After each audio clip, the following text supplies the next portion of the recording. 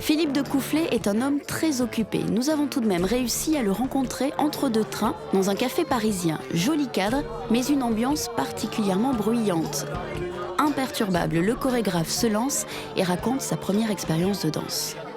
Un jour, j'ai pris un cours de danse classique à l'école du cirque. Et on me disait, voilà, il y a un truc, c'est le grand écart. J'ai essayé, j'y suis arrivé. C'était le début de la danse moderne en France à l'époque. J'ai eu l'impression, avec les quelques spectacles que j'ai vus, j'ai eu du nez. J'ai l'impression qu'il y avait effectivement un boulevard. Sous ce terme un peu générique, il y avait beaucoup de choses, beaucoup de possibilités. Et que c'était intéressant de s'y engouffrer avec moi, ce que j'avais. Mon amour pour le cinéma, la musique, les arts graphiques. Et je sentais bien qu'en utilisant la danse comme moyen d'expression, j'allais pouvoir utiliser toutes ces autres choses. Inspiré par le rock et la musique punk des années 80, Philippe de Coufflet crée une chorégraphie dynamique, visuelle et colorée. Les mains dans les poches, ça vient d'une envie de faire une danse de jambes, quelque chose de très tenu, de très dynamique, en soustrayant une partie du corps. Il y a beaucoup de chorégraphes qui ont fait ça. Quand on enlève quelque chose, on trouve d'autres possibilités. Donc là, l'idée, c'était de supprimer les bras, les mains, et puis de danser avec le reste du corps. Si le chorégraphe supprime des membres, il affuble les danseurs de costumes loufoques pour mieux entraver leurs mouvements. En 1992, il devient mondialement connu avec la mise en scène des JO d'Albertville. On avait des skis collés aux pieds, on a travaillé beaucoup avec des accessoires qui modifient le fonctionnement du corps humain. Puis petit à petit, j'ai enlevé tout ça. Mais ça vient avec l'âge, le travail sur une forme d'épure. Parmi les gravats, il souriait dans ce petit bal qui s'appelait.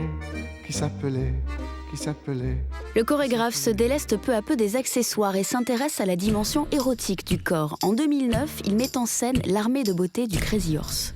Des corps nus habillés de lumière, ça me ramenait à Nicolaïs, qui était mon maître quand j'étais jeune et qui travaillait beaucoup sur des trucs très similaires, de transformer la perception du corps humain par la lumière, par la manière dont on peut le rendre abstrait, oublier des parties, en montrer d'autres et tout ça. Si de Coufflet aime les corps parfaits, il préfère la maladresse, et notamment celle de Christophe Salengro, qui incarne le burlesque et le décalage de son travail. C'est toujours intéressant d'allier sur scène des choses qui s'opposent. Donc une très belle danseuse, très raffinée, à côté d'un Christophe qui est adroit tout en étant maladroit, c'est plus intéressant que deux personnes qui bougent hyper bien en réalité. Donc voilà, j'aime bien les contrastes et j'aime bien les corps hors normes. Et donc Christophe et sa maladresse sont une composante pour moi essentielle de cette alchimie qui crée qui fait aussi qu'on peut s'identifier de temps en temps à ce qu'on voit. On n'est pas en train de voir des icônes, on est en train de voir des gens qui finalement sont proches de nous. Et j'aime bien faire danser des gros, des moches et des maladroits. L'univers fantasmagorique de Coufflet regorge de tours de magie et d'illusions d'optique, du spectacle vivant, avec de la musique live bien sûr.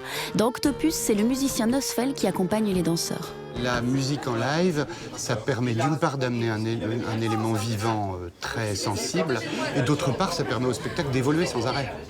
C'est-à-dire que les morceaux, on peut les faire plus vite, plus lent, on peut les couper, on peut les rallonger, et on n'a pas arrêté sur Octopus de changer les structures, de changer les couleurs. Et tous les soirs, c'est légèrement différent.